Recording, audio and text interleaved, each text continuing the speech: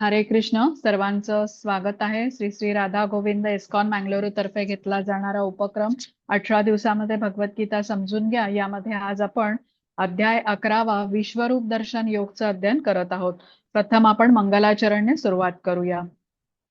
हरे कृष्ण. ओम अज्ञानतिमिरान्धस्य ज्ञानाञ्जनशलाकया चक्षुरुन्मिलितं येन तस्मै श्रीगुरवे नमः. श्रीचैतन्यमनोभीष्टं स्थापितं येन भूतले स्वयं रूप कदा मह्यं ददाति स्वपदान्तिकं. हे कृष्ण करुणा सिन्धो दीनबन्धो जगत्पते गोपेश गोपिका कान्त राधा कान्त नमोऽस्तुते.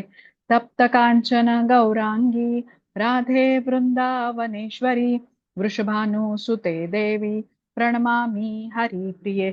नमः. ओम विष्णुपदाय कृष्ण पृष्ठाय भूतले श्रीमते भक्तिवेदांत स्वामिन् इति नामिने.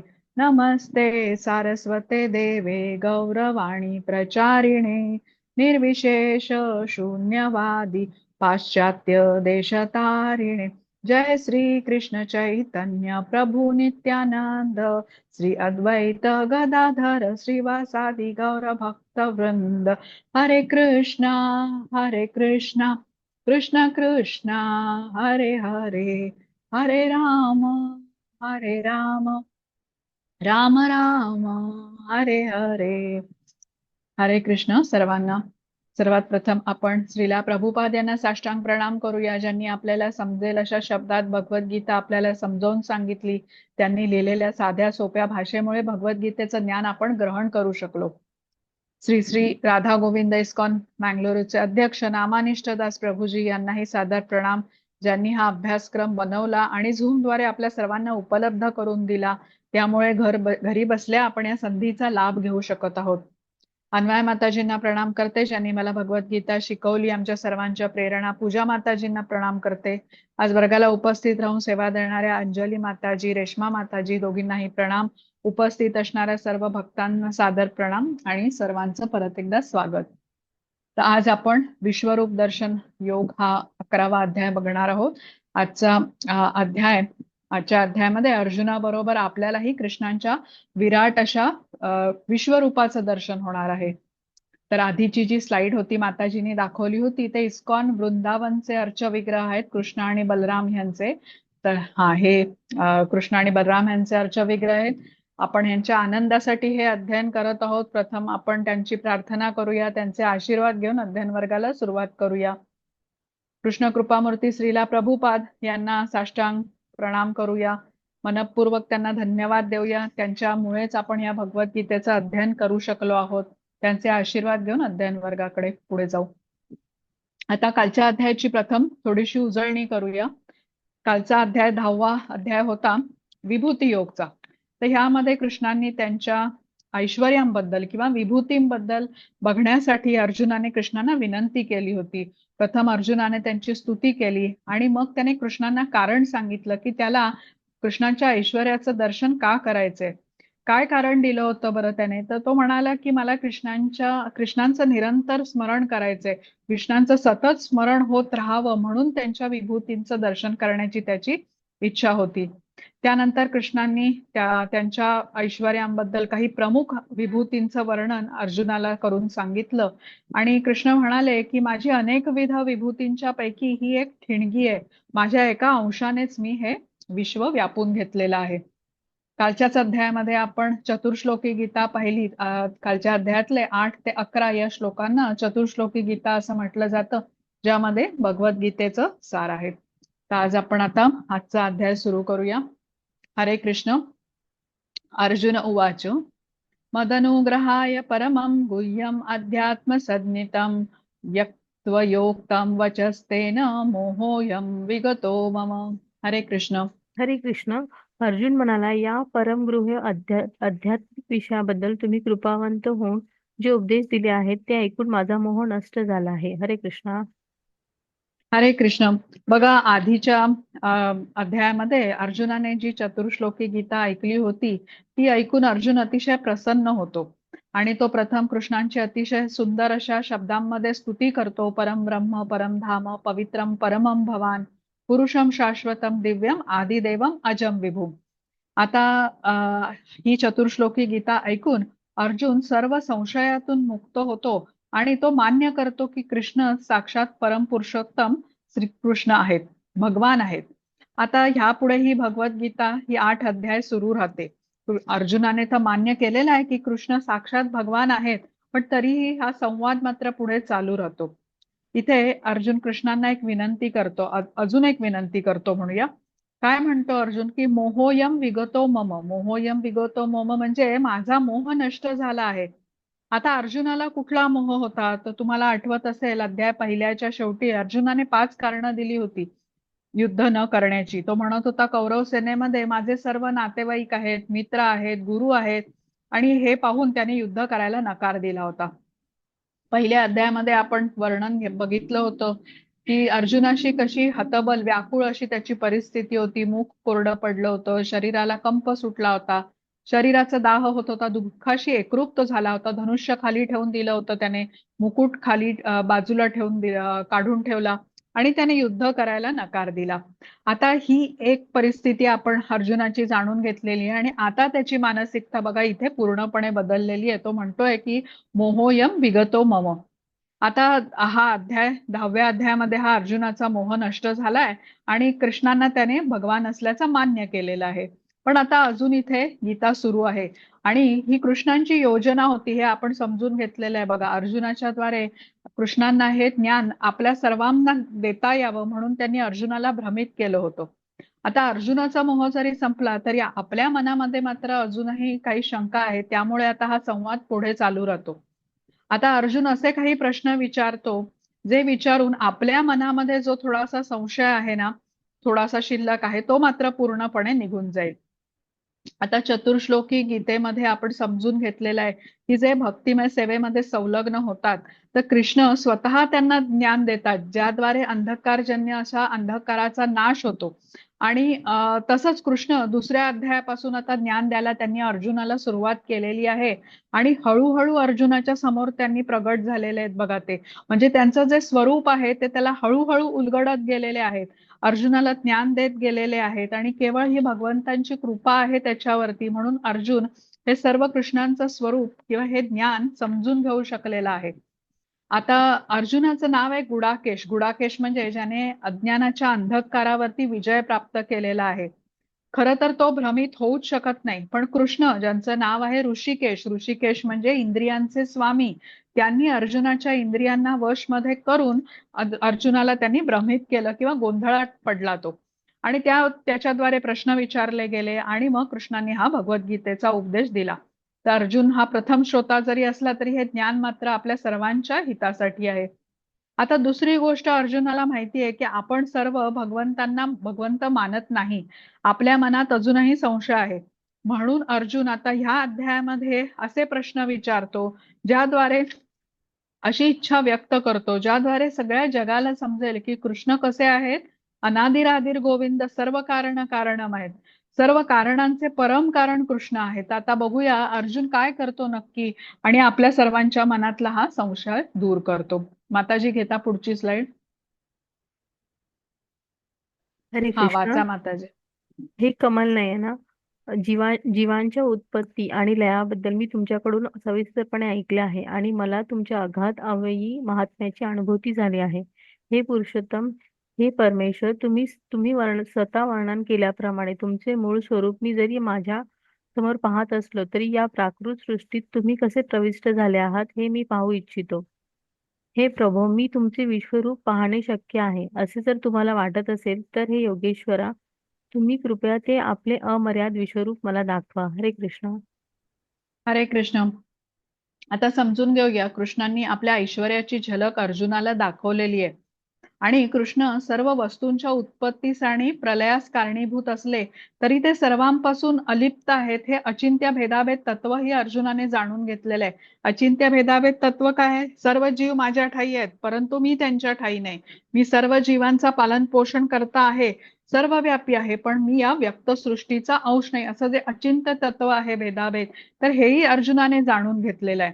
आता कृष्ण म्हणतायत की ते त्यांच्या विभूतींच्या द्वारे भौतिक जगामध्ये प्रविष्ट झालेले आहेत आणि भौतिक जग त्यामुळे निर्मित आणि कार्यरत झालेलं आहे. सर्व श्रेष्ठ जीव ब्रह्मदेवापासून ते अगदी लहानात लहान मुंगीपर्यंत सर्व या सर्वांमध्ये कृष्ण प्रवेश करतात. प्रत्येक वस्तूत प्रवेश करून मी त्यांना धारण करून ठेवलेलं आहे आणि त्यामुळे त्या अस्तित्वात आहेत असं कृष्ण म्हणालेले आहेत. आता अर्जुन काय म्हणतो की या प्राकृत सृष्टीमध्ये तुम्ही कसे प्रविष्ट झाला आहेत हे मी पाहू इच्छितो. अर्जुनाचा कृष्णांच्या वचनावरती दृढ विश्वास आहे, पण तरीही भौतिक सृष्टीपासून अलिप्त असलेले कृष्ण या सृष्टीमध्ये कसं कार्य करतायत हे त्याला जाणून घ्यायचंय. म्हणून इथे अर्जुनाने कृष्णांचा विराट रूप पाहण्याची इच्छा व्यक्त केलेली आहे.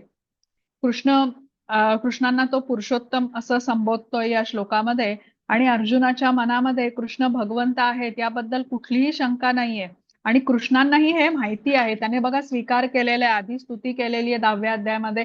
चतुर्श्लोकी गीतेनंतर आपण जी केलेली स्तुती आहे ती ऐकलेली आहे आणि इथे कृष्णांनाही माहिती आहे की त्याच्या मनामध्ये कुठला संशय नाहीये.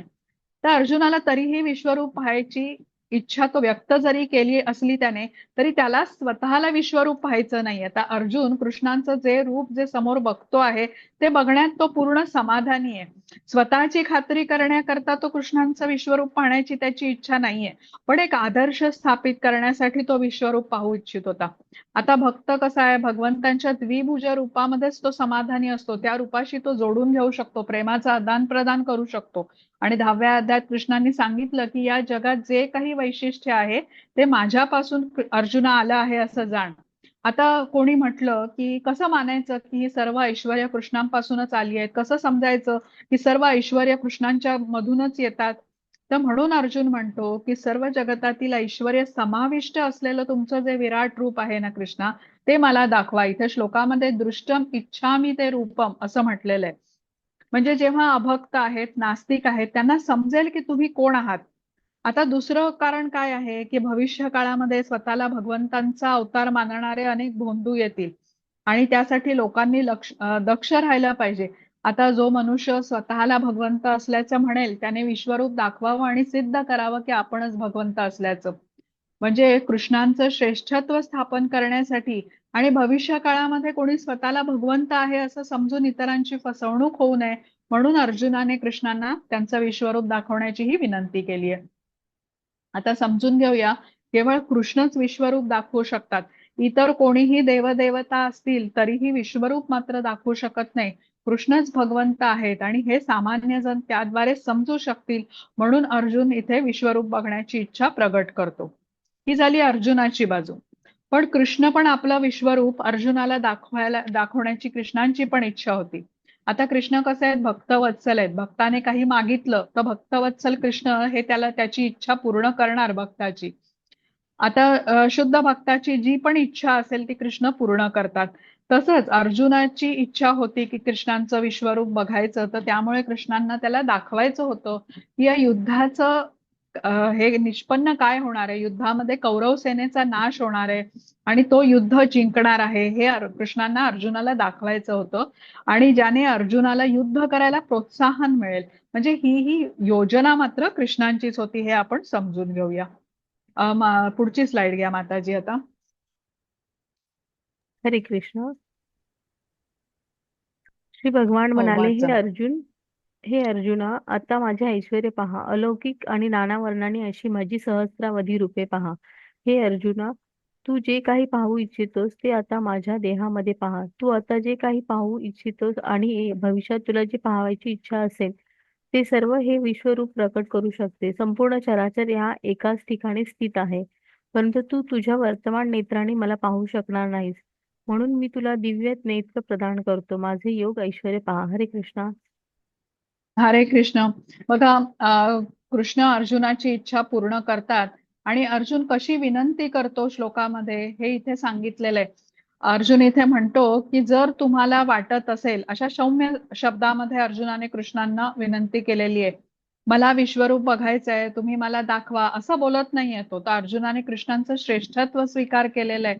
ते सर्वोच्च आहेत, परमपुरुषोत्तम साक्षात श्री भगवान आहेत, हे त्याला मान्य आहे. तर जेव्हा आपण कोणाला श्रेष्ठ मानतो, तेव्हा आपण कनिष्ठ म्हणून त्यांच्याकडे व्यवहार कसा पाहिजे, तर ते इथे आपल्याला समजून येतं बघा. आपण आपल्या वरिष्ठांना कधी आदेश देत नाही, तर त्यांची इच्छा सर्वोच्च मानून त्याला मान देतो.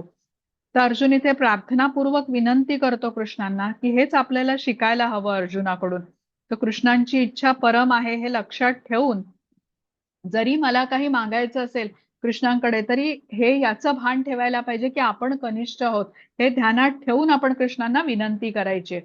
आता दुसरी गोष्ट म्हणजे अर्जुनाला त्याच्या मर्यादेची पण जाणीव आहे. कृष्णांचं अचिंत्य असं स्वरूप तो या मर्यादेमुळे बघू शकणार नाहीये. केवळ कृष्णांची कृपा झाली तरच हे अचिंत्य विश्वरूप तो पाहू शकेल, हे अर्जुनाला माहिती आहे. तर आपली इंद्रिय अपूर्ण आहेत आणि या अपूर्ण इंद्रियांनी आपण कृष्णांच्या पूर्णत्वाला जाणू शकत नाही. अर्जुनाची भावना बघता तो कृष्णांना, तुम्ही जे रूप मला दाखवणार आहात ते बघण्याची क्षमता माझ्यात असेल तर मला रूप दाखवा, असं तो म्हणतोय. म्हणजे माझ्यात क्षमता नसेल तर तुम्हीच मला ती क्षमता द्या कृष्णा, ज्याद्वारे मी तुम्हाला बघू शकेन. तर तुम्ही म्हणाल की जर का ही क्षमता तुला प्राप्त होऊ शकत नाही, तू एवढं विराट विश्वरूप बघू शकणार नाहीस, तर तेही मला मान्य आहे, अशी अर्जुनाची भावना आहे. म्हणजे तुम्ही जे ठरवाल ते मी स्वीकार करेन, अशी अर्जुनाची हे भावना आहे. आपण बघूया आता पुढे काय म्हणतोय अर्जुन. माताजी घ्या पुढची स्लाइड.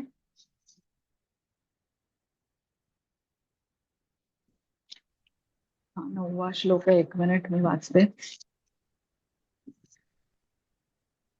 हा, हरे कृष्ण. एवमुक्त्वा ततो राजन् महायोगेश्वरो हरि दर्शयामास पार्थाय परमं रूपम ऐश्वर्यम. हरे कृष्ण.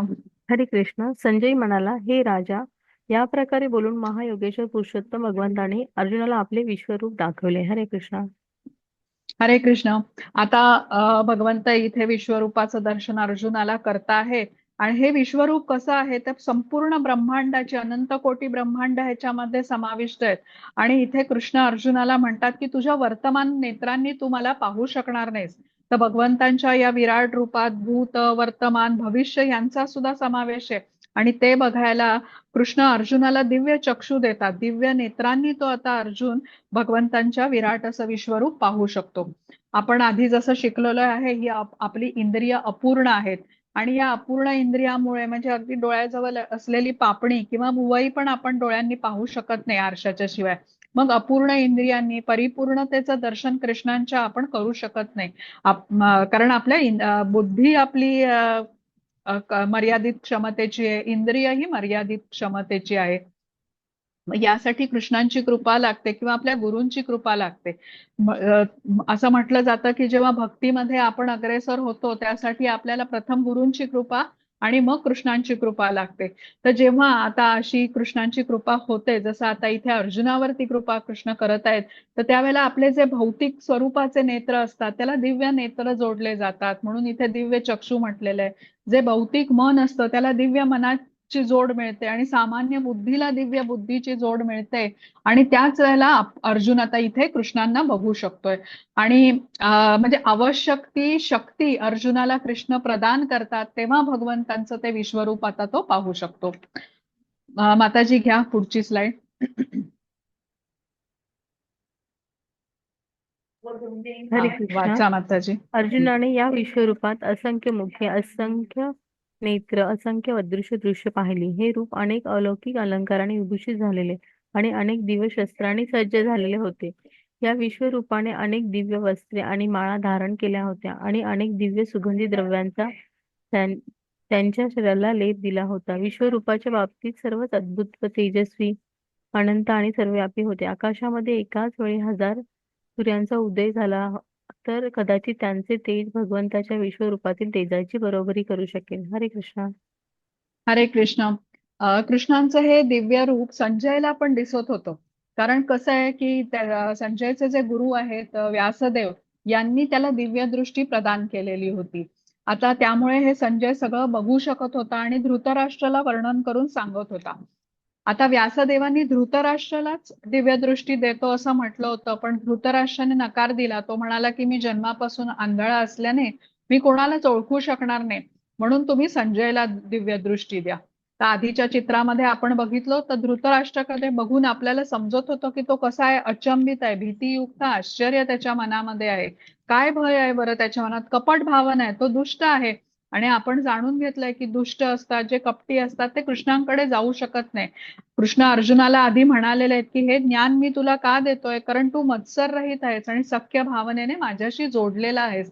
म्हणजे मत्सर रहित असणं आणि 5 रसांपैकी कुठल्या तरी एका रसामध्ये कृष्णांबरोबर जोडून घेणं हे एक पात्रता आहे, हे गोपनीय ज्ञान प्राप्त करून घेण्याची. आता इथे या ह्याच्यामध्ये या श्लोकामध्ये आपल्याला समजतं की कृष्णाने विश्वरूप दाखवायला सुरुवात केलेली आहे. आणि वर्णन कसं केलंय बघा विश्वरूपाचं. असंख्य मुखे, असंख्य नेत्र, असंख्य अद्भुत दृश्ये, असंख्य दिव्य वस्त्रे, माळा, असंख्य असंख्य असं अनेक वेळा शब्द आहे. असंख्य म्हणजे अगणित, अगणित हात, अगणित चरण, मुखे असलेली ही संपूर्ण विश्वरूपाची अशी ही वर्णन आहे. आता कृष्णांचा अचिंत्य अशा शक्तीच्या प्रभावामुळे अर्जुनाने बसल्या ठिकाणीच ही सर्व रूपे पाहिली. आता इथे चित्रामध्ये थोडीशी आपल्याला समजतं ते बघून की काय अर्जुनाने बघितलं असेल, आणि जे पाहिलं अर्जुनाने ते अवर्णनीय असं होतं. आता इथे म्हटलंय की हजारो सूर्यांचा उदय झाला, एवढं तेज सर्वत्र पसरलं होतं. बघा, उगवत्या सूर्याकडे आपण क्षणभर बघू शकतो. मध्यान्नीचा सूर्य असेल तर डोळ्याने तो बघणंही शक्य होत नाही. तर इथे म्हटलेलं आहे हजारो सूर्यांच्या एवढा प्रकाश पसरला होता असं वर्णन आहे. म्हणजे सगळंच कसं अद्भुत आहे, अचिंत्य असं आहे. आणि इथे संजय ह्या अवर्णनीय अशा विश्वरूपाची कल्पना धृतराष्ट्राला द्यायचा प्रयत्न करतोय. आणि जो व्यासदेवांच्या कृपेमुळे युद्धभूमीवर उपस्थित नसतानाही घडणाऱ्या सर्व घटना संजय पाहू शकत होता आणि धृतराष्ट्राला वर्णन करून हे सांगू शकत होता. घ्या माताजी पुढची स्लाइड.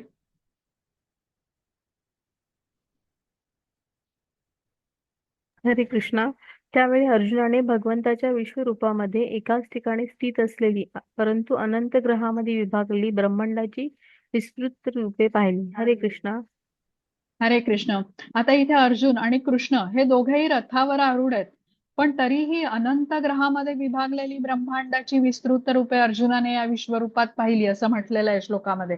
आता आपल्याला माहितीये की आपल्या सृष्टीमध्ये अनेक ग्रह, तारे यांनी बनलेल्या अनेक अशा आकाशगंगा आहेत, आणि एकाच ठिकाणी बसून या सर्वांचं दर्शन करणं केवळ अशक्य आहे. आता हे ग्रह काही लहान आहेत, काही मोठं आहेत, काही अंतराने पृथ्वीपासून खूप दूर आहेत. पण अर्जुनाने रथावर बसून अनंत ग्रहामध्ये विभागलेली ब्रह्मांडाची विस्तृत रूपे पाहिली, कारण कृष्णांनी त्याला दिव्यदृष्टी प्रदान केली होती. आता युद्धभूमीवर असलेल्या इतरांना हे विश्वरूप पाहता आलं नाही, कारण दिव्य चक्षु कृष्णांनी फक्त अर्जुनाला दिले होते. त्यामुळे रथावर बसलेल्या अर्जुन आणि कृष्ण यांच्यामध्ये काय चाललंय हे इतर मात्र कोणी जाणू शकलं नाही. हा, पुढे बघू आपण. माताजी घ्या पुढची स्लाइड. हरे वाचा माताजी. कृष्णा. त्यानंतर भ्रमित आणि आश्चर्यचकित होऊन अंगावर रोमांच उभारलेला अर्जुन प्रणाम करण्यासाठी नतमस्तक झाला आणि हात जोडून त्याने भगवंताची प्रार्थना करण्यास प्रारंभ केला. हरे कृष्णा. हरे कृष्ण. आता चित्रामध्ये अर्जुन अत्यंत आदराने कृष्णांना प्रणाम करताना दिसतोय. आपण वर्णन ऐकलं या विश्वरूपाचं. असंख्य मुखे, असंख्य नेत्र असलेलं असं हे विश्वरूप बघून अर्जुन आणि कृष्ण यांच्यामधलं नातं आता बदललंय.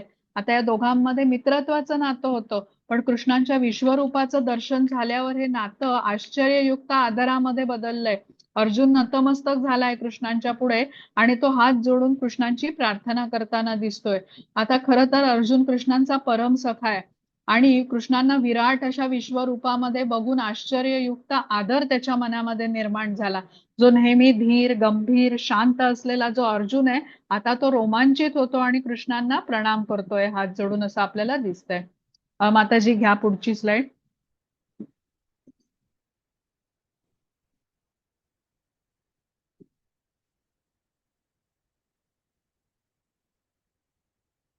हरे कृष्णा. अर्जुन म्हणाला, हे भगवान, हे कृष्ण, मी तुमच्या शरीरात एकत्रित झालेल्या सर्व देवतांना व इतर विविध जीवांना पाहतो. कमलासनावर बसलेल्या ब्रह्मदेवांना तसेच भगवान शंकर, सर्व ऋषी, अलौकिक सर्पांना मी तुमच्या देहामध्ये पाहतो.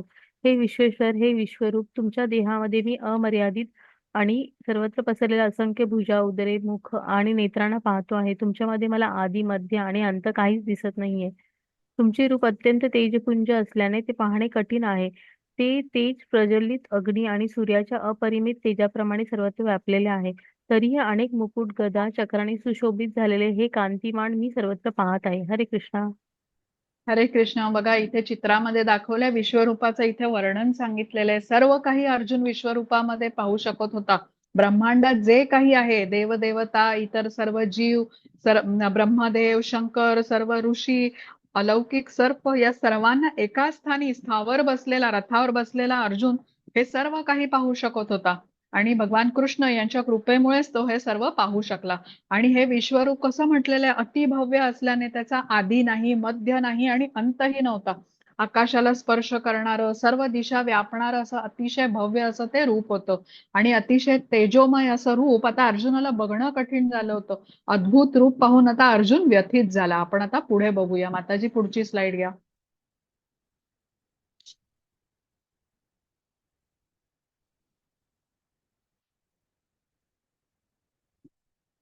हा वाचा माताजी.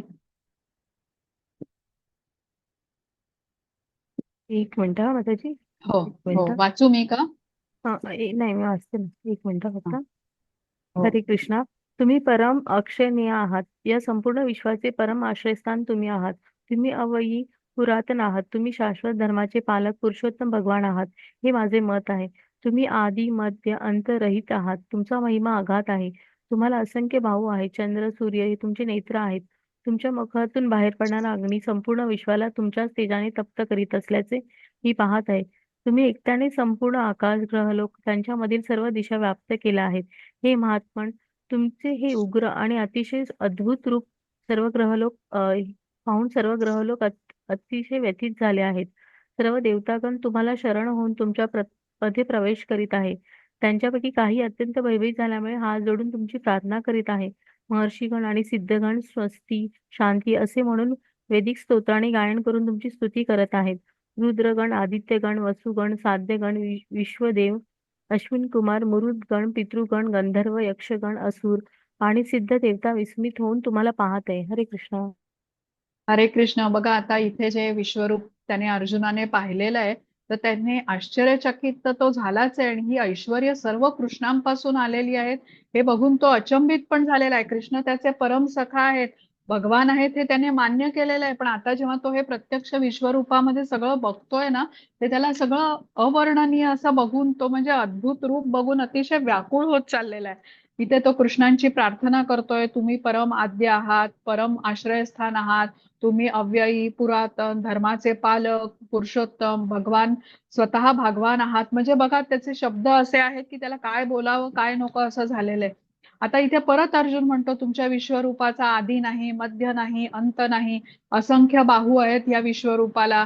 आणि आधी म्हणजे जो आधी ते बोललेला आहे ना त्याची तो पुनरावृत्ती करतोय, परत परत तीच वाक्य बोलतोय. जसा कोणी आता भारावून जातो बघा, तेव्हा त्याला तीच तीच वाक्यांची तो पुनरावृत्ती करतोय. तसंच अर्जुन इथे अद्भुत रसामध्ये असल्यामुळे तो परत परत तेच बोलतोय आणि अद्भुत असं विश्वरूप बघून तो पूर्णपणे गोंधळून गेलेला आहे. सर्व दिशांना पसरलेलं हे विश्वरूप बघून अर्जुनच नाही तर इतर सर्व ग्रहलोक व्यथित झालेले आहेत. आता ज्यांना ज्यांना कृष्णांनी दिव्यदृष्टी प्रदान केलेली होती ते सर्व हे विश्वरूप बघू शकले. उच्च ग्रहामध्ये देवदेवता काही बघू शकले, काही जीव बघू शकले. या विश्वरूपाचं दर्शन त्यांनाही झालं. यावरून आपल्याला या श्लोकावरून हे समजतं. तर सर्व व्याप्त चहू दिशांना पसरलेलं हे रूप बघून सर्वच भयभीत झालेले आहेत आणि कृष्णांना हात जोडून शरण जात आहेत असं हे आपल्याला इथे श्लोकामध्ये कळतं. आता हे श्लोक वाचून आपल्याला हेही समजतं की अर्जुनाने विश्वरूप पाहणे हे काही स्वप्न नव्हतं. स्वर्गलोकातील देवदेवता, काही उच्च ग्रहामधील इतर जीव हे विश्वरूपाचं दर्शन करू शकले. तर असं हे सर्व व्याप्त अतिविशाल विश्वरूप बघून त्यांच्या तेजाने देवताही भयभीत झाले आणि भयामुळे कृष्णांची प्रार्थना करू लागले, हात जोडून स्तुती म्हणू लागले. आता इथे पुढच्या श्लोकामध्ये स्पष्टपणे सांगितलेलं आहे की अर्जुन आणि संजय यांच्या व्यतिरिक्त कोणी कोणी हे विश्वरूपाचं दर्शन घेऊ शकले. तर रुद्रगण, पितृगण, आदित्यगण, साध्यगण, विश्वदेव, अश्विनी कुमार, मरुदगण, गंधर्व, यक्षगण म्हणजे जे उच्च लोकांमधले काही जे जीव आहेत यांनाही या विश्वरूपाचं दर्शन अर्जुनाच्या बरोबर झालेलं आहे. आपण हे समजू शकतो. आता माताजी पुढची स्लाइड घ्या. हरे कृष्णा. हे महाभाऊ, देवतासहित सर्व लोक तुमचे अनेक नेत्र, मुखे, भुजा, जांघा, पाय, उदरे आणि अनेक अकराळ विक्राळ दाढा असणारे महाकाय रूप पाहून अतिशय व्यथित झाले आहेत आणि त्यांच्याप्रमाणे मी सुद्धा व्यथित झालो आहे. हे सर्वव्यापी विष्णू, अनेक तेजस्वी वर्णांनी युक्त तुम्ही, आकाशात भिडलेली तुमची आव असलेली मुखे आणि अप्रदीप्त विशाल नेत्र असलेले रूप पाहून माझे मन भयाने व्यथित झाले आहे. त्यामुळे मी धैर्य आणि मानसिक संतुलन राखू शकत नाहीये. हरे कृष्णा. हरे कृष्ण. आता इथे अर्जुन परत एकदा सांगतो की कृष्णा, तुमचं हे असंख्य नेत्र, असंख्य भुजा, असंख्य मुख असणारं महाकाय असं विशाल असं विश्वरूप बघून सर्व लोक, सर्व देवदेवता आणि मी सुद्धा व्यथित झालोय. देवदेवता तर आपली सर्व कार्य सोडून कृष्णांच्या म्हणजे आपली सर्व कार्य ही कृष्णांच्या अनुमतीने करत असतात बघा. आपल्याला माहिती आहे, हे आपण शिकलेलो आहे. पण तरीही या विश्वरूपाच्या दर्शनाने ते व्यथित झालेले आहेत सर्व देवदेवता.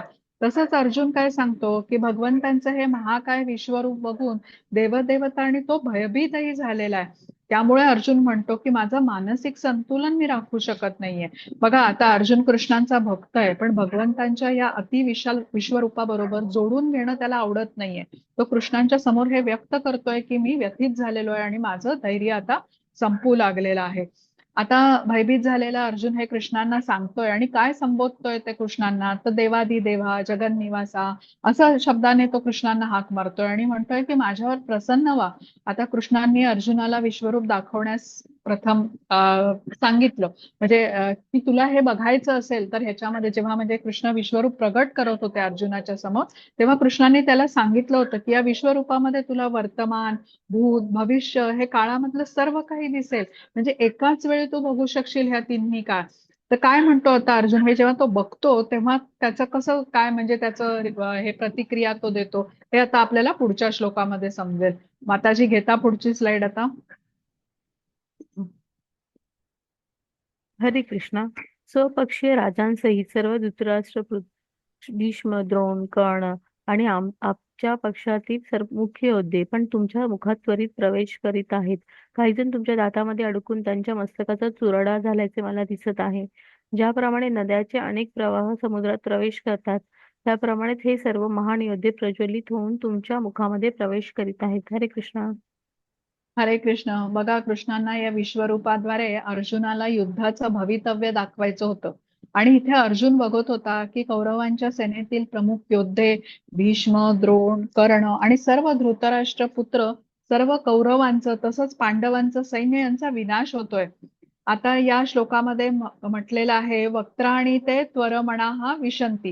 म्हणजे तुमच्या मुखात त्वरेने वेगाने प्रवेश करताना मी बघतोय आणि तुमच्या दातात अडकून त्यांच्या मस्तकांचा चुराडा होताना मला दिसतो आहे. आता जसे पतंग असतात बघा, ते अग्नीमध्ये प्रवेश करतात, तसंच हे सर्व योद्धे खूप वेगाने तुमच्या मुखामध्ये प्रवेश करताना मी बघतोय, असं अर्जुन म्हणतो. आणि तुमचं हे अतिविशाल विराट रूप सर्वांना गिळंकृत करत असल्याचं मी बघतोय. तर तुमचं हे उग्र प्रखर असं रूप बघून मला काही समजत नाहीये. आता अर्जुनाने हे सगळं बघितलं की सर्व योद्धे कृष्णांच्या मुखामध्ये प्रवेश करत आहेत.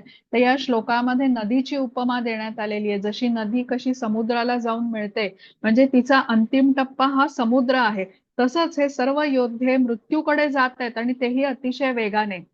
आता या पुढचं आपण समजून घेऊया. माताजी, पुढची स्लाइड घेता.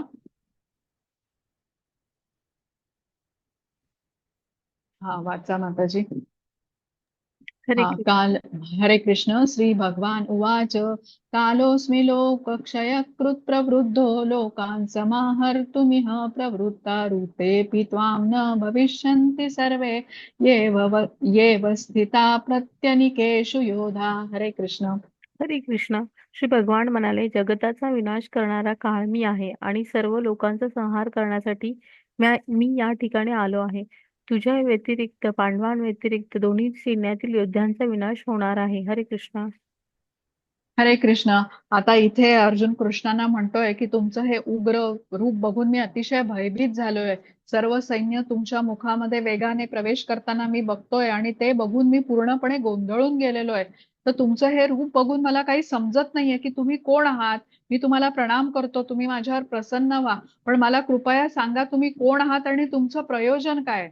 बघा आतापर्यंत आपण विश्वरूपाचं वर्णन ऐकलं. आता या श्लोकामध्ये हे अर्जुन करत होता आणि संजय हे करून सांगत होता. अजूनपर्यंत अर्जुन बोललेला आहे आणि संजय वर्णन करून धृतराष्ट्राला सांगता. अजूनपर्यंत कृष्ण बोललेले नाहीयेत. आता अर्जुनाचा प्रश्न आल्यावरती आता इथे कृष्ण बोलू लागतात. तर कृष्ण इथे उत्तर देतात अर्जुनाला. जेव्हा प्रश्न विचारतो अर्जुन की तुम्ही कोण आहात आणि या तुमच्या रूपाचं प्रयोजन काय आहे? त्यावर कृष्ण देतात उत्तर की मी काळ आहे आणि सर्वांचा नाश आणि क्षय करण्यासाठी इथे आलेलो आहे. क्षय म्हणजे संहार. आता आपणही कृष्णांचा आश्रय घेतला तर आपण अक्षय होऊ, नाहीतर अनेकदा आपल्या शरीराचा क्षय होऊन दुसऱ्या शरीरामध्ये आपण जन्म घेत राहू. तर काळ म्हणजे भगवंतांचं सर्वभक्षी रूप आहे. काळ ही कृष्णांची शक्ती आहे जी सुदर्शन चक्राने गतिशील होते आणि त्यावेळेला अशी जबरदस्त ताकद त्या काळामध्ये असते. आणि भौतिक जगामधल्या सर्व गोष्टी काळ कसा नियमन करत असतो हे आपल्याला जाणून घेतलं पाहिजे. बघा कधी अचानक कोणी पैसे लुबाडून घेऊन जातं, काही कोर्ट कचेरीच्या समस्या समोर येतात.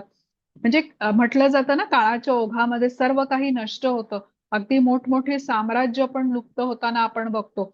तर आपल्याला हे सर्व माहिती असतं तरी पण भविष्याच्या योजना आपण कुठेतरी बनवतच राहतो. आता या सगळ्या योजना काळाच्या अपूर्णतेने विफल तरी होतात, नाहीतर मृत्यू समाई काळ सर्व आपल्यापासून हिरावून घेतो. पण आता भक्त मात्र अशा स्तरावरती स्थित असतो जिथे काळाचा प्रभाव पडत नसतो. आता भक्त कसा आहे कृष्णांच्या भक्तिमय सेवेमध्ये लीन राहतो, जी काळाने हिरावून घेतली जाऊ शकत नाही. अगदी आत्म्याने दुसरं शरीर जरी धारण केलं तरी भक्ती सुरूच राहते पुढे. तर या ठिकाणी कृष्ण स्वतःला सर्वभक्षक काळाच्या रूपामध्ये प्रस्तुत करतात आणि पांडवांच्या व्यतिरिक्त युद्धभूमीवर उपस्थित असणाऱ्या सर्वांचा भगवंतांकडून संहार होणार होता. आता आपल्याकडे आपण आपलं उदाहरण घेऊ की आपलं जेमतेम आयुष्य कसं आहे बघा. 100 वर्षांचं आपण म्हणतो. त्यातली पहिली 20 वर्ष बालपणामध्ये गेली, खेळण्यामध्ये गेली. पुढची तरुण वयातली काही वर्ष मौज मस्तीमध्ये गेली. आता शेवटची 20 वर्ष बघा, जी शरीराच्या क्षमता कमी झालेल्या असतात, आजारपण असतं. तेव्हा आपण विशेष काही करू शकत नाही. आता मधली उरली 60 वर्ष. यामध्ये आपलं शिक्षण, नोकरी, व्यवसाय, विवाह, मग मुलं, घर वगैरे अशा अनेक जबाबदाऱ्या आपण पार पाडतो. त्यामध्येच ही वर्ष निघून जातात. प्रत्येक माणसाला बघा 7-8 तासाची झोप आवश्यक असते. तेव्हाच तो सकाळी उठून कार्यक्षम राहू शकतो. शरीराची देखभाल करण्यासाठी आपल्याला रोज थोडा वेळ द्यावा लागतो. अंघोळ करणे, केस विंचरणे, नखं कापणे, रोज व्यायाम करणे ह्यामध्येही काही वेळ आपला जातो. तर आपल्याकडे हे सर्व वेळ बाजूला केला तर जेमतेम आता 5 ते 10 वर्ष उरतात. आणि ब्रह्मदेवाच्या आयुष्याशी तुलना केली तर आपल्याला समजतं आपल्याकडे फार कमी वेळ उरलेला आहे. आता हे समजून घेतल्यानंतर लक्षात येतं की आता बघा भौतिक जगामध्ये बरेचदा सांगितलं जातं ना टाइम मॅनेजमेंट करायला शिका. तर वेगवेगळे उपाय पण आपल्याला त्याच्यासाठी सांगितले जातात. पण आता इथे भगवद्गीतेचा अभ्यास केल्यावर आपल्याला समजतं की टाइमच काळ आपलं नियमन करतोय. It is the time which manages us. तर आपण काय समजून घेतलं की काळ ही कृष्णांची शक्ती आहे. त्यामुळे काळ हा कृष्णांच्या भक्तांसाठी त्यांचं जीवन अधिक परिपूर्ण बनेल अशी परिस्थिती तयार करत असतो. आणि या विरुद्ध जे अभक्त आहेत त्यांच्या सर्व योजना काळ हा नष्ट करत असतो. मांजराचं आणि उंदराचं उदाहरण दिलं जातं बघा. आता मांजराने आपल्या जबड्यामध्ये उंदीर पकडला दातांनी, तर त्या उंदरासाठी तो जबडा हा साक्षात मृत्यू आहे. पण तेच मांजर आपल्या दातांनी त्याच्या पिल्लांना जेव्हा पकडतं अलगदपणे सुरक्षित ठिकाणी पोहोचवण्यासाठी, तर तसाच हा काळ मृत्यू म्हणून जेव्हा भक्ताच्या समोर येतो ना, तेव्हा भक्त भयभीत होत नाहीत. भक्ताला माहिती असतं की काळ ही कृष्णांची शक्ती आहे, त्यामुळे त्याला ती सुरक्षित ठिकाणीच घेऊन जाईल. त्यामुळे भक्ताला मृत्यूचं भय नसतं. अशा प्रकारे हा भक्तासाठी अनुकूल असतो, पण अभक्तासाठी मात्र काळ अनुकूल नसतो. माताजी पुढची स्लाइड घेता.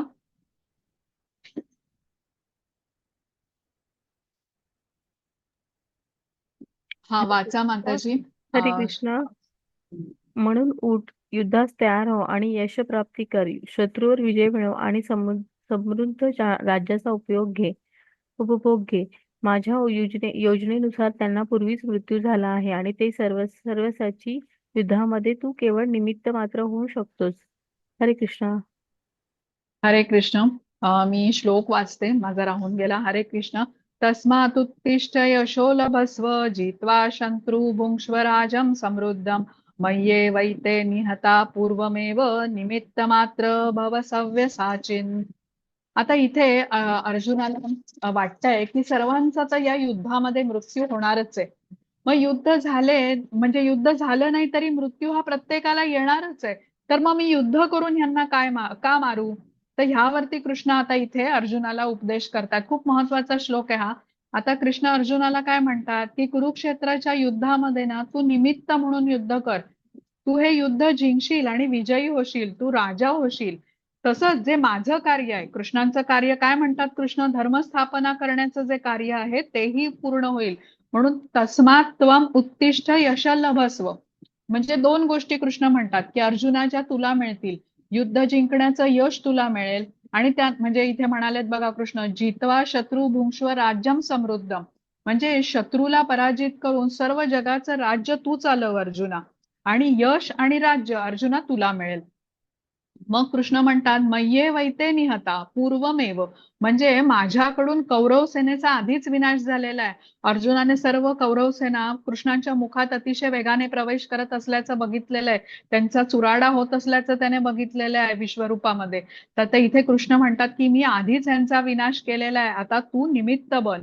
आणि निमित्त बनलास तर तुला यश आणि राज्य मिळेल. म्हणजे काम मी करेन आणि नाम तुझं होईल. आता भौतिक जगामध्ये बघा, माणसाने थोडंसं जरी काम केलं तरी त्याचं पूर्ण श्रेय त्याला पाहिजे असतं.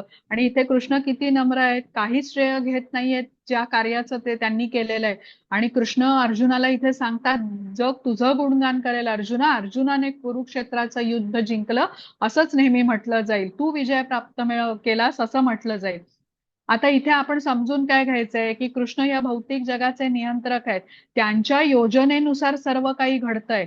तो जो हे जाणतो तो बुद्धिमान असतो आणि तशाच प्रकारे तो कार्यही करतो. म्हणजे कृष्णांच्या योजनेमध्ये तो निमित्त मात्र बनतो. कृष्ण भावना भावीच जीवन जगत असतो. तर अर्जुन आधी युद्ध करायला तयार नव्हता, पण कुरुक्षेत्राचं युद्ध कृष्णांच्या योजनेनुसार लढलं गेलं.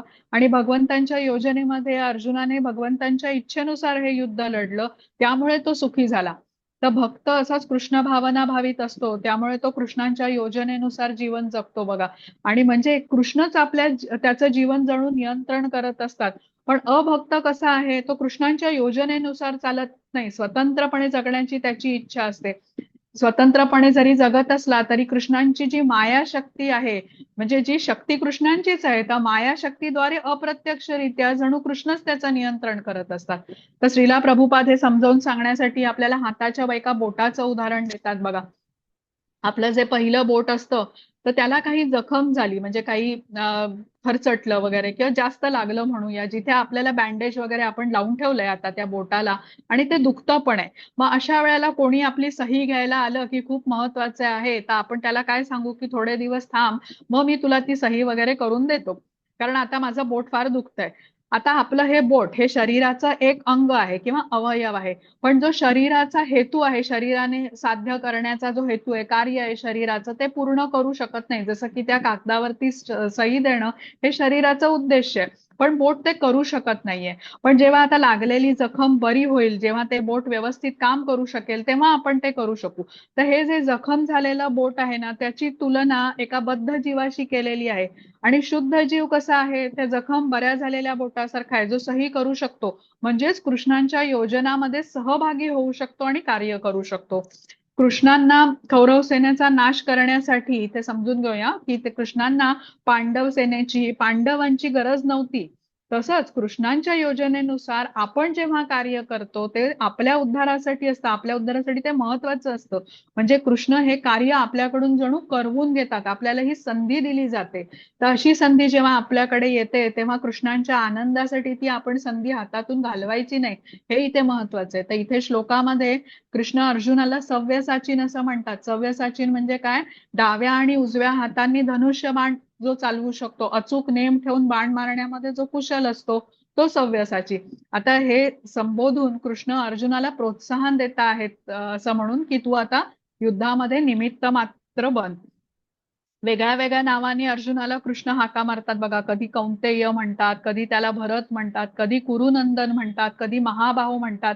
आणि इथे त्यांनी सव्यसाची म्हटलेलं आहे. तर नाव घेऊन संबोधल्याने एक आपलेपणा येतो बघा, ज्याद्वारे आता ते युद्धाला त्याने तयार व्हावं म्हणून त्याला प्रोत्साहन देत आहेत. माताजी, हा बरं, इथे एक सांगायचं राहिलं, या चित्रामध्ये एक स्कॅल्पेल दाखवलाय किंवा हा जो चाकू आहे जो सर्जन वापरतात, म्हणजे शल्य चिकित्सक वापरतात. तर जसं आता शरीरामध्ये गाठ असेल तर ती कापण्यासाठी आपण डॉक्टरांकडे ह्या जातो, सर्जनकडे जातो आणि ती गाठ काढून टाकायला ह्या प्रकारचा चाकू ते वापरतात. तसंच आपली जी भौतिक जगाकडे जी आसक्ती आहे ती घट्ट गाठ त्याच्यातून सुटका होण्यासाठी आपल्याला कृष्णांची मदत घ्यावी लागते. आता इथे जसं कृष्ण म्हणाले अर्जुनाला की युद्धाचं सर्व कार्य मी केलेलं आहे, मी त्यांचा विनाश आधीच केलेला आहे, पण तू या योजनेमध्ये निमित्त मात्र बन. तसंच बघा आता आपण हा 18 दिवसात भगवद्गीता समजून घे हा उपक्रम करतोय, ह्याच्यामधून आपण ज्ञान प्राप्त करतोय आणि कृष्ण भावनेमध्ये कर्म करत राहण्याचं महत्व जाणून घेतोय. मग या उपक्रमाचा प्रसार व्हावा, इतरांनाही ते ज्ञान मिळावं, त्यांनाही ह्या गोष्टीचा लाभ मिळावा म्हणून आपण निमित्त बनू शकतो. तर ही लिंक तुम्ही जितक्या लोकांपर्यंत पाठवू शकता ती त्यांना पाठवा. इस्कॉन मंदिरामध्ये तुम्हाला सेवा द्यायची असेल तर तीही तुम्ही देऊ शकता. तर अशा प्रकारे विविध प्रकारे सेवा देऊन आपण या कृष्ण भावनेमध्ये निमित्त बनू शकतो आणि कृष्ण भावनेची जोपासना करू शकतो. जसं आता अर्जुनाला कृष्ण सांगतायत की निमित्त मात्र भवसव्यसाची, म्हणजे योजना सर्व माझी आहे, कार्य माझं आहे, मी तुला संधी देतोय, सगळं मी केलेलं आहे. तर आपल्याला कृष्ण भावना भावित जीवन जगणं म्हणजे काय, तर कृष्णांच्या योजनेमध्ये सहभागी होणं. आणि अभक्त कसा आहे, जो बिलकुल विरुद्ध करतोय कार्य, स्वतःच्या स्वतंत्रपणे स्वतःच्या एन्जॉयमेंटसाठी कृष्णांना बाजूला ठेवून तो कार्य करायला बघतोय, पण त्याच्या सर्व योजना कालांतराने विफल होणार आहेत, कारण कृष्ण म्हणालेत मी काळ आहे. घ्या माताजी पुढची स्लाइड. हा वाचा माताजी. हरे कृष्ण.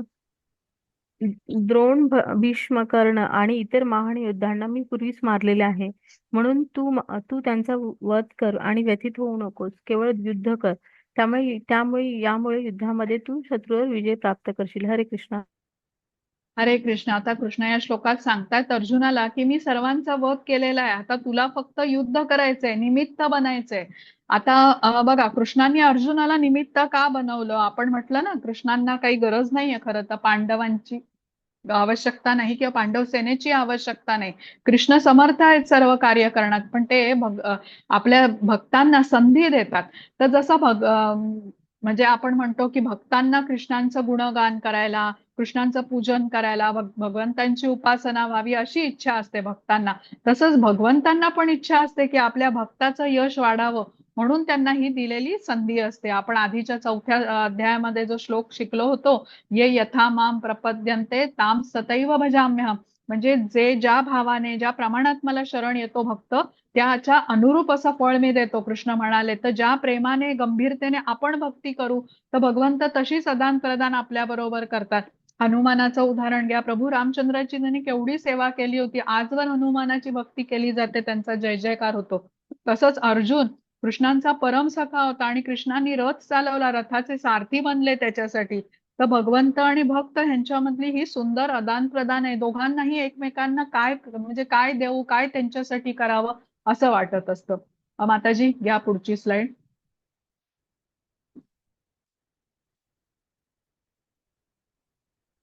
हरे कृष्ण. संजय धृतराष्ट्राला म्हणाला, हे राजन, भगवंताकडून हे वचन ऐकून थरथर कापणाऱ्या अर्जुनाने हात जोडून पुन्हा पुन्हा नमस्कार केला. अत्यंत भयभीत झालेला अर्जुन सद्गदित स्वरात भगवान श्रीकृष्णाला असे म्हणाले, हे ऋषिकेश, तुमच्या नामश्रवणाने संपूर्ण जगात हर्ष उल्लसित होते आणि सर्व लोक तुमच्यावर अनुरक्त होतात. सिद्ध पुरुष जरी तुम्हाला नमस्कार करीत असले तरी राक्षस भयभीत होऊन इतस्त पळत आहेत. हे सर्व योग्यच घडत आहे. हे महात्मन, ब्रह्मदेवापेक्षाही श्रेष्ठ असे आदी सृष्टीकर्ते तुम्ही आहात, तर मग त्यांनी तुम्हाला का बरे आदरपूर्वक नमस्कार करू नये. हे अनंत, हे देवादिदेव, जगन्निवास, या भौतिक सृष्टीच्या पलीकडे असणारे तुम्ही परम अविनाशी सर्व कारणाचे कारण आहात. तुम्ही आदिपुरुष, भगवान, पुरातन, या व्यक्त प्राकृतिक जगताचे एकमेव आश्रयस्थान आहात. तुम्ही सर्वज्ञ आहात आणि जे जे ज्ञेय आहे ते सर्व तुम्हीच आहात. तुम्ही त्रिगुणातील असे परमपूज्य आश्रयस्थान आहात. हे अनंत रूपात तुम्हीच ही सारी भौतिक सृष्टी व्यापली आहे. हरे कृष्ण. हरे कृष्ण. आता इथे कृष्ण म्हणतायत की संजय बोलू लागतो आता इथे, आणि कृष्णांचं विराट रूप बघून अर्जुन घाबरलेला आहे आणि भगवंतांना प्रणाम करून तो काय म्हणाला हे आता या पुढच्या श्लोकांमध्ये सांगितलेलं आहे.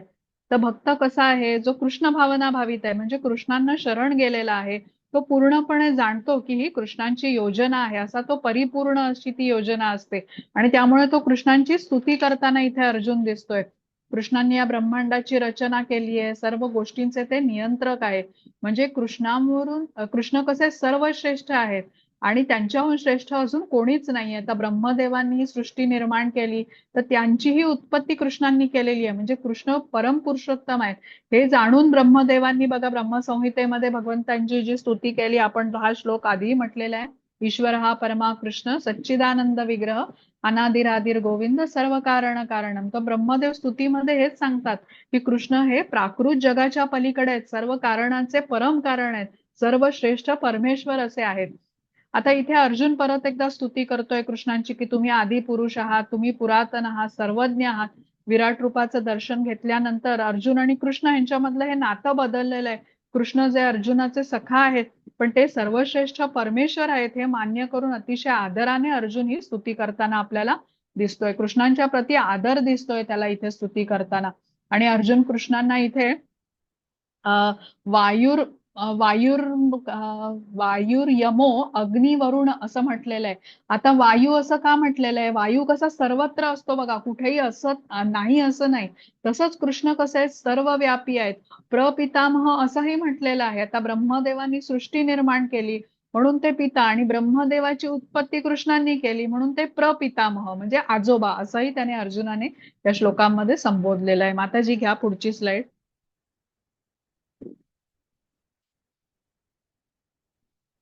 हरे हा वाचा कृष्ण. माताजी. मी तुम्हाला तुमचा महिमा न जाणता माझा मित्र मानून हे कृष्ण, हे यादव, हे मित्र असे आनंदाने संबोधले आहे. प्रेमाने आणि प्रामाण्याने मी जे काही केले असेल त्याबद्दल मला क्षमा करा. विश्रांतीच्या वेळी चेष्टा करताना, एका शय्यावर शयन करताना किंवा एकत्र भोजन करताना अथवा बसताना आणि कधी कधी एकांतवासात तर कधी अनेक मित्रासमक्ष मी तुम्हाला तुमचा अपमान केला आहे. हे अच्युत, माझ्या या सर्व अपराधांबद्दल क्षमा करा. हरे कृष्णा. हरे कृष्ण. बघा इथे अर्जुन प्रथम कृष्णांची स्तुती करतो आणि मग केलेल्या अपराधांच्या बद्दल क्षमा याचना करतोय. अर्जुन कृष्णांना आपला सखा मानतो आणि त्यांच्या द्विभुज रूपात तो कृष्णांना जिवलग मित्र मानतो. ते आता एकत्र खेळत असतात, भोजन करीत असतात आणि अचानक एवढं कृष्णांचं असं विराट विश्वरूप बघून अर्जुनाने त्यात काय ब्रह्मांडामधलं सर्व ऐश्वर्यांचं दर्शन घेतलं आणि तो भयभीत झाला. त्या म्हणजे तो चहू बाजूने कृष्णांना नमस्कार करू लागला आणि म्हणू लागला की कृष्णा मला क्षमा करा, मित्र म्हणून मी तुमच्याकडे वागताना मी केलेल्या अपराधांना मला क्षमा करा, असं अर्जुन विनंतीपूर्वक कृष्णांना म्हणतोय. तर कृष्णही इतके कृपाळू आहेत, दयाळू आहेत की त्यांच्याकडे ही अपार ऐश्वर्य असतानाही ते कृष्णांकडे सदैव मित्रत्वानेच वागले. म्हणजे प्रेमाची आदान प्रदान या दोघांमध्ये सख्या किंवा मित्र ह्या नात्यानेच होती.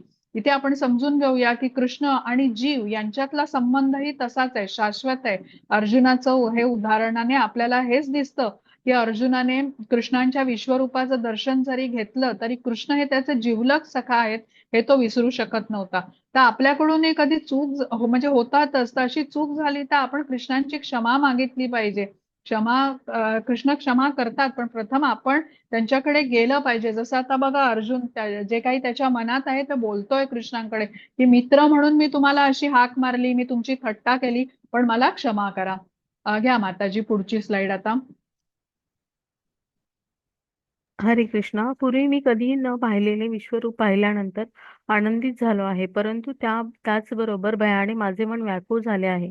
म्हणून हे देवादिदेव जगन्निवास, कृपया माझ्यावर प्रसन्न व्हा आणि तुमचे पुरुषोत्तम भगवान रूप प्रकट करा. हरे कृष्णा. हरे कृष्ण. आता अर्जुन इथे कृष्णांना सांगतो की तुमच्या विश्वरूपाचं दर्शन करून मी आनंदित झालोय, पण त्याचबरोबर भयभीतही झालोय. तरी पुरुषोत्तम भगवान तुमचं जे तुमचं रूप आहे ते तुम्ही आता प्रकट करा. कृष्णांना मित्र मानून केलेल्या अपराधांची प्रथम अर्जुनाने क्षमा मागितलीये आणि इथे तो कृष्णांना सांगतो की मी अतिशय व्यथित झालोय. त्यांना चतुर्भुज नारायण रूप त्यांचं दाखवण्याची तो विनंती करत आहे. विश्वरूप कसं आहे, अचिंत्य आहे आणि अनित्य आहे, भौतिक स्वरूपाचं आहे. पण चतुर्भुज नारायण रूप जे आहे, जे वैकुंठ लोकामध्ये आहे, आणि जे द्विभुज रूप जे गोलोक वृंदावनात आहे ते शाश्वत आहे असं इथे म्हटलेलं आहे. तर इथे तात्पर्यामध्ये श्रीला प्रभुपाद सांगतात की आध्यात्मिक जगामध्ये अनेक वैकुंठ लोक आहेत आणि या प्रत्येक लोकामध्ये भगवंत विस्तारित रूपाद्वारे वास करतात. आणि वैकुंठ लोकात जे भगवंतांचं चतुर्भुज रूप आहे ते पाहण्याची इच्छा इथे अर्जुनाने व्यक्त केलेली आहे. आता ही चतुर्भुज रूप म्हणजे 4 भुजा असलेलं रूप, ज्यामध्ये शंख, चक्र, गदा, पद्म त्यांनी धारण केलेलं आहे. निरनिराळ्या प्रकारे ते धारण करतात आणि त्याद्वारे त्यांना विविध नावं पण दिलेली असतात. तर ही सर्व भगवंतांचीच रूपं आहेत. म्हणजे कधी शंख उजव्या हातात, कधी वरच्या हातात असेल, कधी उजव्या हातात असेल, म्हणजे अशा वेगळ्या वेगळ्या प्रकारे आणि त्याप्रमाणे ती नावं पण वेगळी वेगळी आहेत. माताजी घ्या पुढची स्लाइड.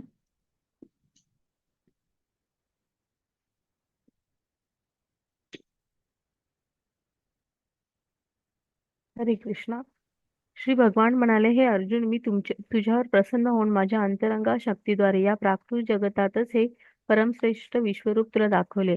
तुझ्या पूर्वी कोणीच हे अनंत, तेजोमय आणि आद्य रूप पाहिलेले नाही. हे प्रवीर, तुझ्यापूर्वी माझे हे विश्वरूप कोणी पाहिले नव्हते. कारण वेद अध्ययनाने, यज्ञाने, दानाने, पुण्यकर्माने किंवा उग्र तप करण्याने मला विराट रूप या भौतिक जगतामध्ये पाहणे शक्य नाही. माझे हे भयंकर रूप पाहून तू व्यथित आणि भ्रमित झाला आहेस. आता हे रूप मी समाप्त करतो. हे मद्गता, सर्व क्लेशातून मुक्त हो. तुला जे रूप पाहण्याची इच्छा आहे ते तू रूप आता शांत चित्ताने पाहू शकतो. हरे कृष्णा. हरे कृष्ण. बघा, अर्जुनाला कृष्णांचं विश्वरूप पाहण्याची इच्छा होती आणि त्याच्यावर कृष्णांची कृपा होती. त्यामुळे त्यांनी आपलं ऐश्वर्यमय, तेजोमय असं हे विराट विश्वरूप अर्जुनाला दाखवलं आणि कृष्णांनी आपल्या अंतरंग शक्तीने अर्जुनाची ही इच्छा पूर्ती करण्यासाठी हे विश्वरूप प्रगट केलं. तर अर्जुनाच्या शिवाय यापूर्वी हे कोणी विराट रूप पाहिलं नव्हतं. अर्जुनामुळेच स्वर्गातील देवदेवतांना आणि इतर उच्च ग्रहातील लोक, काही जीवांना हे भगवंतांच्या विश्वरूपाचं दर्शन झालं. आता महाभारताचं युद्ध होण्यापूर्वी कृष्ण दुर्योधनाकडे जेव्हा शांती प्रस्ताव घेऊन गेले होते, तेव्हा त्याने तो स्वीकारला नाही. तेव्हा कृष्णाने आपल्या विश्वरूपातील काही रूप त्याच्या पुढे प्रगट केली होती. पण अर्जुनाला या दाखवलेल्या आजच्या या विश्वरूपाहून ती निराळी होती असं म्हटलंय. म्हणून असं म्हटलं जातं की यापूर्वी हे रूप कोणीही पाहिलेलं नाही असं तिथे म्हटलंय. आता 48व्या श्लोकामध्ये श्रीला प्रभुपाद तात्पर्यामध्ये म्हणालेले आहेत की ही दिव्य दृष्टी प्राप्त केल्याशिवाय विश्वरूपाचं दर्शन होत नाही. म्हणजे मनुष्याने स्वतः कृष्णाची भक्ती करून दिव्य अवस्था प्राप्त केल्याशिवाय ही दिव्य दृष्टी प्राप्त होऊ शकत नाही.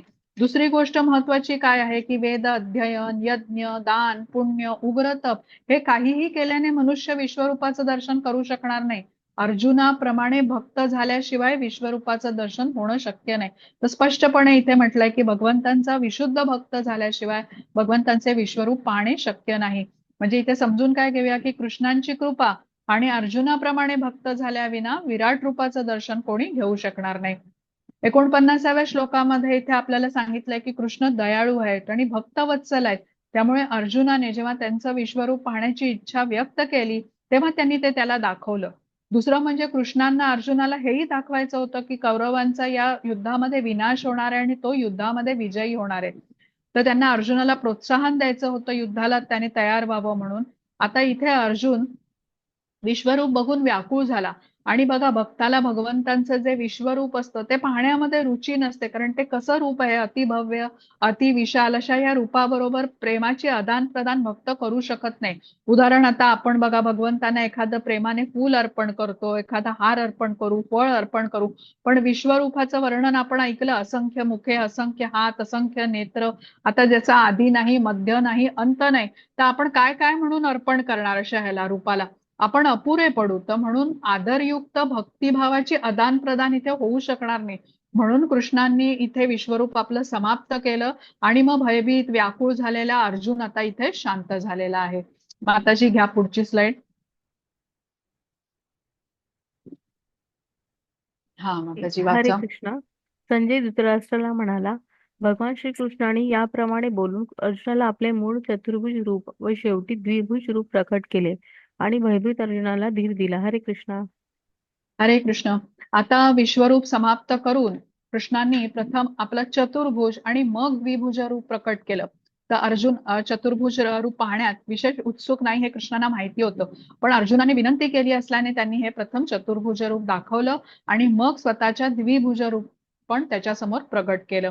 द्विभुज रूप म्हणजे जे श्यामसुंदर रूप म्हटलं जातं, मानवासारखं जे रूप आहे, 2 हात 2 पाय, हातावरती हातामध्ये बासरी, डोक्यावर मोरपीस, श्यामवर्णाचं जे अत्यंत सुंदर आकर्षक असं जे रूप आहे कृष्णांचं, ज्या रूपामध्ये त्यांनी अवतार घेतला होता, हे रूप त्याच्या पुढे द्विभुज रूप प्रगट केलं.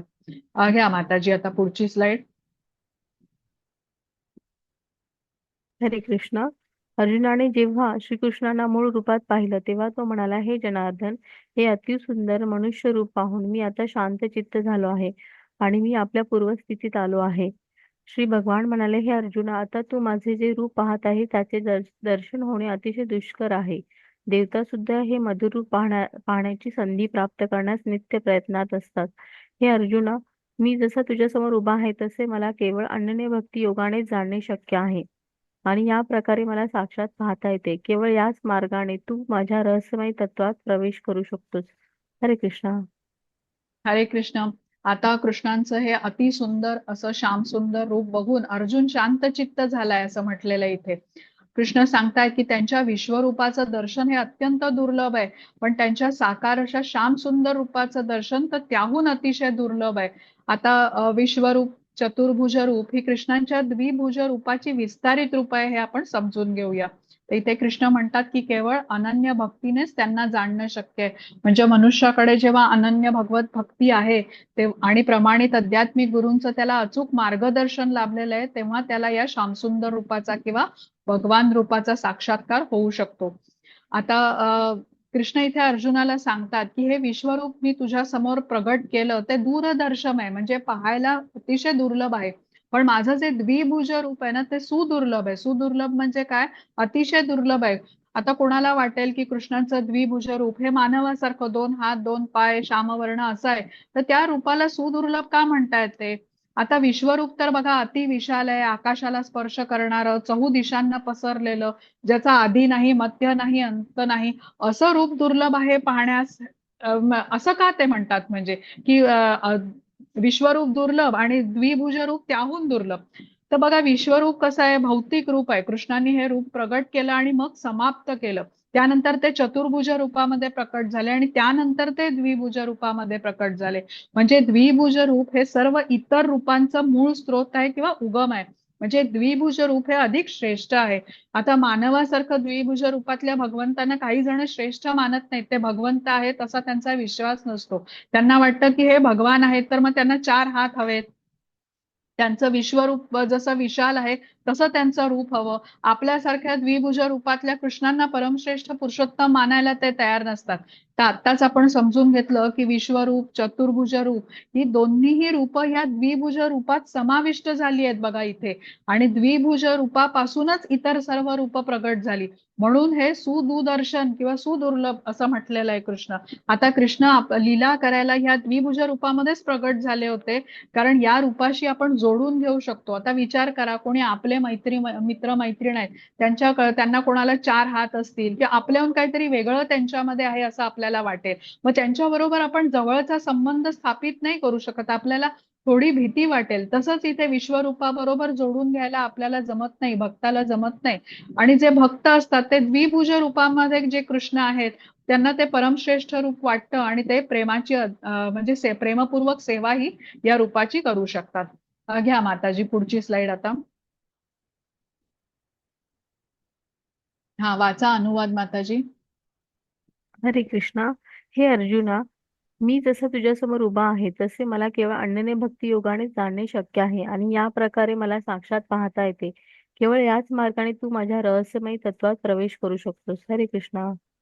हरे कृष्ण. बघा इथे कृष्ण सांगतात की कठोर तपस्या, पुण्यकर्म, दान, यज्ञ, वेद अध्ययन, उग्र तपस्या या साधनांनी तू मला जाणू शकत नाहीस. कृष्ण म्हणतात केवळ भक्ती मार्गानेच मनुष्य कृष्णांना जाणू शकतो. भक्त्या माम अभिजानाती. तर हे रहस्यमय तत्वामध्ये प्रवेश करण्याचं एकमेव साधन कृष्णांना जाणण्याचं त्यांची प्रेमपूर्वक भक्तिमय सेवा हे असंच आहे. घ्या माताजी पुढची स्लाइड. जी आपल्याला गुरूंच्या मार्गदर्शनाखाली केली पाहिजे. मग हा एकमेव मार्ग आहे. गुरूंना शरण गेल्याशिवाय आपल्याला यश या मार्गात मिळूच शकत नाही. हा वाचा. मी वाचते माताजी. हा हरे कृष्ण. मत्कर्म कृत मत्परमो मद्भक्तः संगवर्जितः निर्वैरः सर्वभूतेषु य स मामेति पांडव. हरे कृष्ण. हरे कृष्णा. हे अर्जुना, जो सकाम कर्म आणि तर्कवादाच्या संघातून मुक्त होऊन माझ्या विशुद्ध भक्तीमध्ये संलग्न होतो, जो माझ्या प्रिय प्रित्यर्थ कर्म करतो, मला आपल्या जीवनाचे परम लक्ष्य मानतो आणि सर्व प्राणीमात्रांशी मित्रताने वागतो, तो निश्चितपणे मला प्राप्त करतो. हरे कृष्णा. हरे कृष्ण. बघा आधीच्या स्लाइडमध्ये आपण जे रूप पाहिलं ते त्यांचं श्यामसुंदर रूप आहे आणि सर्व उपनिषदांचे संदर्भ घेऊन इथे तात्पर्यामध्ये श्रीला प्रभुपादांनी सांगितलंय की श्रीकृष्ण हेच परम पुरुषोत्तम साक्षात श्री भगवान आहेत. सर्व अवतारांचे ते मूळ आहे आणि त्यांचं द्विभुज रूप हे सर्वश्रेष्ठ आहे. आता हा जो शेवटचा श्लोक आहे 11.55 हा खूप महत्वाचा श्लोक आहे. आपण म्हटलं की केवळ भक्तिमय सेवेतून आपण कृष्णांची प्राप्ती करून घेऊ शकतो. म्हणजे नेमकं काय करायचं आपल्याला ते ह्या आपल्याला श्लोकामध्ये सांगितलंय. तर मत कर्म कृत म्हणजे माझ्या आनंदासाठी काम कर, कार्य कर असं कृष्ण म्हणतात. कृष्णांच्या आनंदासाठी आपण कार्य केलं पाहिजे, कर्म केलं पाहिजे. पुढचा शब्द आहे मतपरम म्हणजे कृष्ण आपल्याला सांगतात की मला परमश्रेष्ठ पुरुषोत्तम भगवान मानून कार्य कर. मग मत भक्त म्हणजे तुम्ही माझे भक्त व्हा. नंतर संगवर्जित म्हणजे भौतिकाच्या आसक्तीचा त्याग करा, अनासक्त व्हा, भौतिकापासून अलिप्त व्हा. मग निर्वैरा म्हणजे कोणाचाही मत्सर करू नका. सर्व भूतेषु म्हणजे कुठल्याही जीवाचा मत्सर करू नका आणि जो अशा प्रकारे आचरण करेल तो निश्चितपणे मला प्राप्त होईल. तर श्रीला प्रभुपाद यांनी ह्या श्लोकाचं तात्पर्य खूप सुंदर लिहिलेलं आहे. आपल्याकडे पुस्तक असेल तर आपण निश्चित वाचूया हे. आपल्याला ह्याचा नक्की लाभ होईल या श्लोकाचं अर्थ समजून घ्यायला. माताजी पुढची स्लाइड घेता. तर इथे आपला आजचा अध्याय संपलेला आहे. अर्जुनाने विनंती केली होती कृष्णांना मला तुमचं विश्वरूप बघायचं आहे आणि मग कृष्णाने या विश्वरूपाचं वर्णन केलं आणि त्यांनी अर्जुनाला दिव्य चक्षु बहाल केले. अर्जुनाने विश्वरूप बघितल्यानंतर त्याला आनंद झाला, आश्चर्य वाटलं, पण नंतर तो भयभीत झाला. त्याने आपला अनुभव कृष्णांना सांगितला आणि अर्जुनाने मग कौरव सेनेचा नाश होताना पाहिला. त्याने कृष्णांना विचारलं की तुम्ही कोण आहात, तेव्हा ज्यावर कृष्णांनी उत्तर दिलं की मी काळ आहे. म्हणजे सर्व भक्षी काळाचं रूप अर्जुनाच्या समोर दाखवलं. मग अर्जुनाने प्रार्थना केली, क्षमा याचना केली की मी तुम्हाला हे मित्र आहे यादव असं संबोधून तुमचा अपमान केलाय, तुमच्याकडे मी अनादराने वागलेलो आहे, पण तुम्ही मला क्षमा करा. मग अर्जुनाच्या विनंतीवरून कृष्णांनी आपलं विश्वरूप समाप्त केलं. मग प्रथम चतुर्भुज रूप आणि नंतर द्विभुज रूप त्याच्या समोर प्रकट केलं जे कृष्णांचं मूळ रूप आहे.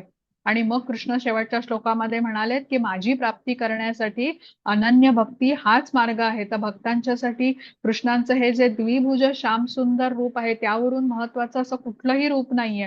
तर भक्त नेहमी ह्या द्विभुज रूपावरती प्रेमाने भक्तीने असे अनुरक्त असतात आणि प्रेममयी भक्तिमय सेवा हा एकमेव मार्ग आहे कृष्णांकडे जाण्यासाठी हे आपण या अध्यायावरून समजून घेतो. घ्या माताजी पुढची स्लाइड. संपलाय ना आता इथे, त्याच्या पुढे नाहीये. हा हरे कृष्ण. तर आपला अध्याय इथे संपलेला आहे. आता रेकॉर्डिंग माताजी थांबवता का?